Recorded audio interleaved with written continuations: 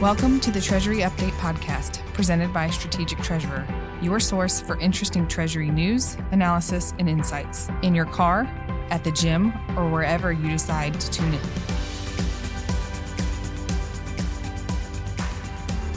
Welcome back to the Treasury Update podcast. This is Brian Weeks. I'm your host for today, and today we are sitting down again with Craig Jeffery, founder and managing partner of Strategic Treasurer. Welcome back to the show, Craig. It's good to be here, but by way of full disclosure, you're standing up and speaking into the mic fully vertical. I'm sitting. Thank you. That's perfect. And I think our audience appreciates that visual. The transparency. I sit so much during the day that it's a welcome opportunity to stand during these. So today's topic is an interesting one, homomorphic encryption. Craig, other than being challenging to say, what is homomorphic encryption and how is it distinct from traditional encryption methods that we're all familiar with? I want to explain things from what I know of this. I am certainly not an encryption expert by any stretch. I've been trying to learn about this. I think it's farther away. It's not something that we're going to be using in Treasury next year or the year after. So this may not become a hot topic for a little while, but I think it's worth talking about. And so when we think about protecting data, encryption is one of the ways we protect data. You know, there's a couple different ways we protect data. We don't allow access, so it's not accessible to someone. We truncate data, so we may leave just the last 4 digits of an account number, for example, or we encrypt it in several different ways, or we replace that data with a token, and so nobody sees what the underlying data is. And so regular encryption, there's usually 2 keys. There's a public key and a private key. The public key allows someone to encrypt it and send it to the person who is going to decrypt it, and they have a private key, and they're the only ones who can decrypt that data unless something's shared.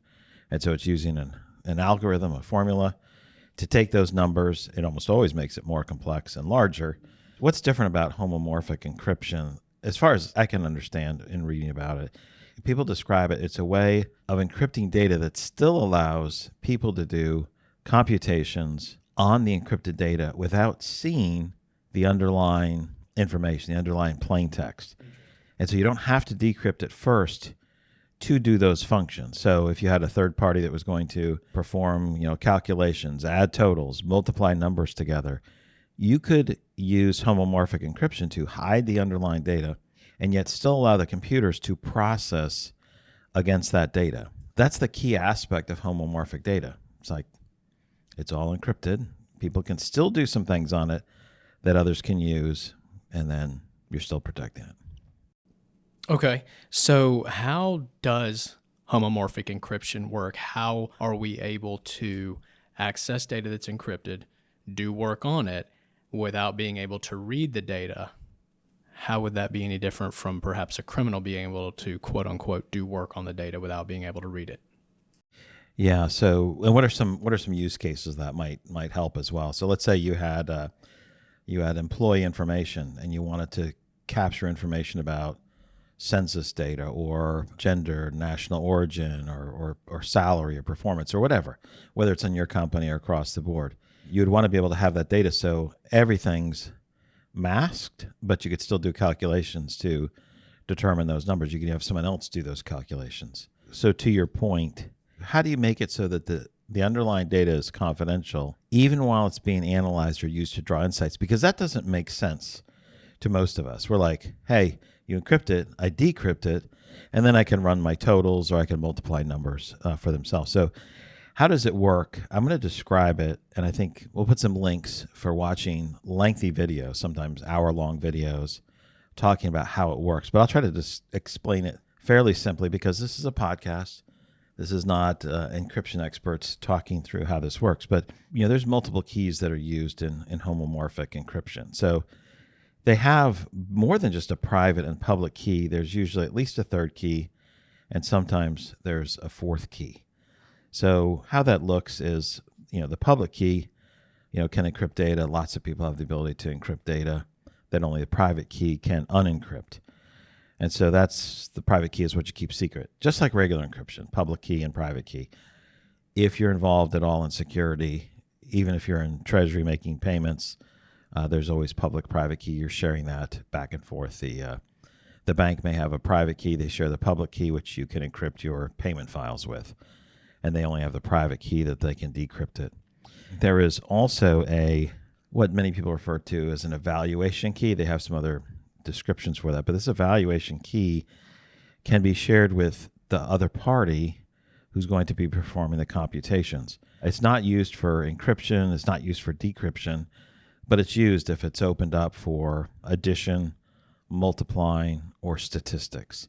So that can allow you to perform other functions on the underlying data. And addition is very different from multiplication and far more different from statistics in terms of what has to be done. And so there's even descriptions on what that looks like. There is a fourth key, it sounds like, in some applications of using homomorphic encryption, and that's called a relinearization key. And I'm not going to go through that in much depth because that's beyond my depth, but what that's used for is if you continue to perform, computations, it makes the file bigger. And then so if one party processes something and does computations, you do another set of computations on that. The file keeps getting bigger and more complex, and that requires more computational power to do the various functions to it. The relinearization key is a way of streamlining the output so that it gets it back closer to the starting point, yet still contains the additions or the multiplications or the statistical information that's generated. And so that's how that operates, not necessarily how they go through the process of creating an encryption that the other party can use an evaluation key to do additional computations on it. So maybe to help us better understand this, what does the word homomorphic mean? If you look that definition up, it's of the same or similar form. Homogeneous or whatever, we're familiar with that. And morphic might be related to form, whether it's changing or similar, and so it relates to that. I didn't look up what the definition is, for this particular encryption type, but that's the meaning of homomorphic. Great. So what would you say are some practical applications of homomorphic encryption that would or could be, because this sounds like it's more in the future than absolutely right now, that could be especially relevant to and valuable for finance professionals? That's a good question. I was looking into that to see what's relevant versus what's just interesting mathematically or using cryptology. What I found was that, it's referred to as secure outsourced computation. And this is financial firms. It could be banks, insurance companies, et cetera, can use cloud services, third-party services to analyze encrypted data sets. And these could be customer transactions. It could be credit scores. It could be anything related to corporate or consumer information. And they wouldn't have to expose the sensitive data to the service provider. Maybe someone's really good at running a model. You don't have to run all these extra activities to streamline things out and anonymize it and do everything else. The encryption could allow it to be encrypted. The other party could run the computations and return them, because there's lots of service providers for that. That's a key area. Another area that I thought could be useful is surveys and confidential benchmarking. One of the challenges in surveys is, a rule of surveys is you never share that information. You never use that information for marketing purposes or sales purposes. And so you have to, of course, firewall that information off. And then anytime someone needs to do a computation or they want some additional cut of data, you have to go back to a small group and do functions and access on that. And so you can't make that as available to others as might otherwise be the case. And so I would say you could have risk or performance metrics without revealing any of the private data, because nobody would want to share their survey data or their confidential company information. They could be traced back to them. And so this would be a way perhaps of using that to support research, surveys, or benchmarking in some sensitive areas, not just like how many people are in your group or what's the cost per making a payment.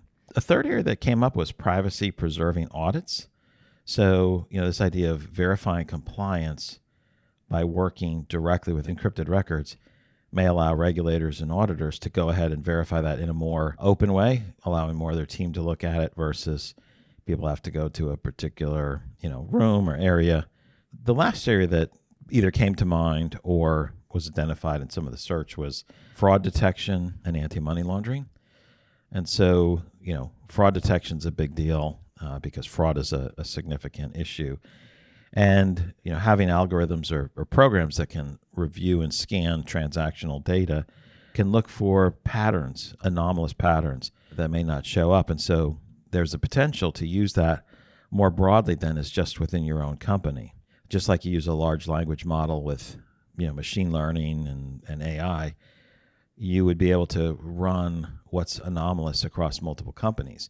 So there's a potential for those that are providers of multiple payment functions, maybe banks, treasury aggregators, payment hubs, systems like that, could gain and have a better model that captures information that detects what's anomalous without giving up any of the specific or private information. So it becomes a smarter model because it's learning off a larger set of companies. And so that's a way of doing that while keeping all of the personal or confidential information encrypted. So those are some of the potentials. I would leave it quite open for people to think or figure out or observe what might be the case for other uses. Yeah, I'd like to go back to something you said earlier. One of the use cases was outsourcing, accessing sensitive data. Would there need to be some application that sits between that third party and the encrypted data? Or does the homomorphic encryption have baked into it, so to speak, the ability for someone to just use that as the portal that they can engage to go through to get the information that they need from that sensitive data? Does that make sense? Because we have encryption and then we have the software or the application that I'm engaging as the third party. How would those two work together? So you're sending to a third party, you're sending the file that's homomorphically encrypted, and there's different ways it's encrypted. I won't go into all of them, but there's just from the terms partially homomorphic encryption, somewhat homomorphic encryption, which is really the greatest name ever, and then fully homomorphic encryption. Partially is a little simpler, and usually people use that for things like addition or multiplication. This can be done a lot of times, and then when you get to, as you step up, it allows a lot more functions, including statistical and various types of computations on the data. So it allows for a richer set of activities that can be performed against it. And so the more functionality it has, the larger it is, and that's where you go from simpler, which is partially, to more complex, which is the fully homomorphic encryption. Gotcha. What are some of the current challenges or limitations in adopting homomorphic encryption, and how soon do you think we might see more widespread use in the financial sector? Yeah, I don't know how soon we'll see it in widespread use. I would think it's going to come from the consumer side first, and then through some of the banks second for corporate activity. But why is it a challenge? It depends on the area. So if you're looking at a corporate, why would you use it? How could you use it? Not everyone's thinking about, what do I have to use and do computations on my data and have a third party do it, right? We're just getting to the point where we're leveraging machine learning, we're leveraging AI, and we're saying, how do we protect that? We keep it behind the firewall. So there might be other options that come up, but we're not really thinking of that as much, let's say on the corporate treasury side. The other factor that exists is we're not seeing that baked in or built into, let's say, a treasury system or a bank processing platform. Those are not built in natively within the system.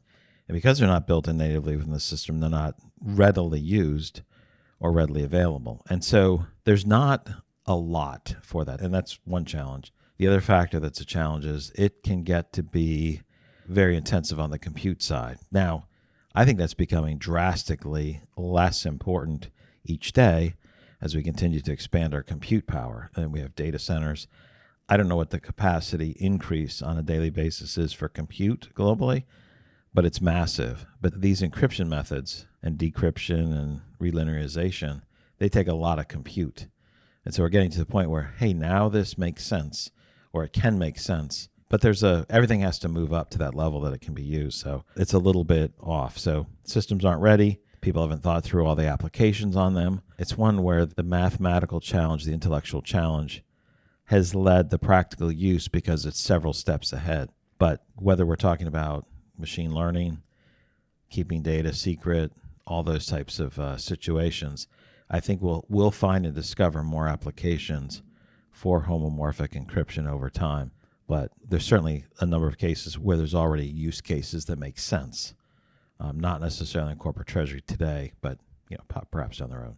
So let's talk time to relevance. You have mentioned a number of times, you've referenced the future or down the road. When do you think this is going to become relevant in treasury? When is treasury going to be able to engage in this? When we think of something that's happening rapidly like APIs, well, that time frame where they become adopted really tends to span about 15 years. We're multiple years into it. 15 years of the modern API.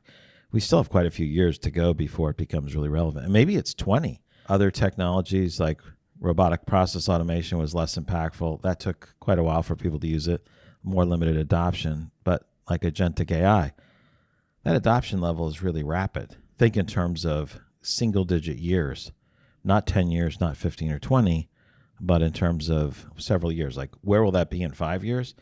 It'll be massively different there. So homomorphic encryption, I think that's probably, we'll be talking about more regularly in 5 years and probably using it more in the 15 plus year range. I don't know how to make assumptions about time there. Sure. I can see the growing need for machine learning and artificial intelligence to share and process data more regularly, and this provides a means of passing it out there. So if someone got their hands on it, they still wouldn't be able to do anything with it. But if you passed it to a party who could process things, they could process things for you and get it back. So you're not sharing this with different third parties, where if it gets stolen from a particular place while it's unencrypted, there would be a challenge because it won't be unencrypted out in the wild or the ether.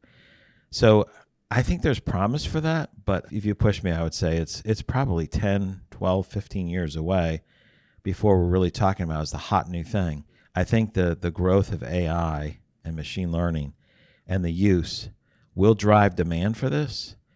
And so how quickly that gets adopted more fully, more consistently, will drive the productization of that into systems that allow us to take advantage of it. I'll give one type of an example. Like when we send payment files, companies send payment files to the banks, they may encrypt them, right? And then they get decrypted. Cool. And that idea that we're sending a file that's encrypted, where's the authorization for all that activity that occurred to send that file to the bank? Well, most of it's wrapped up, in many cases, it's wrapped up in the ID password that came through an SFTP connection. So it doesn't contain information about who signed off on the individual, let's say, wire transfers, and who signed off and approved the entire batch. That information is, theoretically or hopefully, captured in the underlying systems that are creating those payment files. But that's not being sent to the bank. And so the idea of signing, hashing, tracking transactions, and doing that in a secure manner, I suspect this has a role to play in there. I don't think that's going to be happening in any level of speed, before it's 2030 something. Okay. So a relatively long runway. So. I think so. Okay. So if you think of things like what's happening and changing right now, AI and machine learning, on artificial intelligence, generative AI making a difference, agentic AI, very significant difference. That's making changes now. APIs, we're pretty far along the cycle. Banks are building out that activity. Companies are buying API gateways. We're thinking about a streaming environment. But I think there's some applications. And part of the reason for doing this is I thought it was interesting to think about how work will change much, much farther out. How far do you think into the future? This is one of those pretty far away things. As we come to a close, with all this in mind, what should we do now? Because this seems like it's on the horizon. What should we do today? Monitor encryption and protection of data every 3 to 6 months. That's not saying monitor what's going on with homomorphic encryption every 3 to 6 months. I don't think that's the case. I think that's one of several things that we need to monitor. How do we protect data? And I had mentioned some of those at the beginning: tokenization, different encryption methods of hashing, providing for the inviolability of a file, and so someone can't change it, the immutability of the information without it being detected. So I think keeping track of those things every 3 to 6 months makes sense, because there's changes that will matter this year, next year, 5 years, and 20 years. Homomorphic is only part of that. It's not a let's talk about that every 6 months exclusively. That's good stuff. That makes good sense. As always, thank you, Craig, for your insights and time.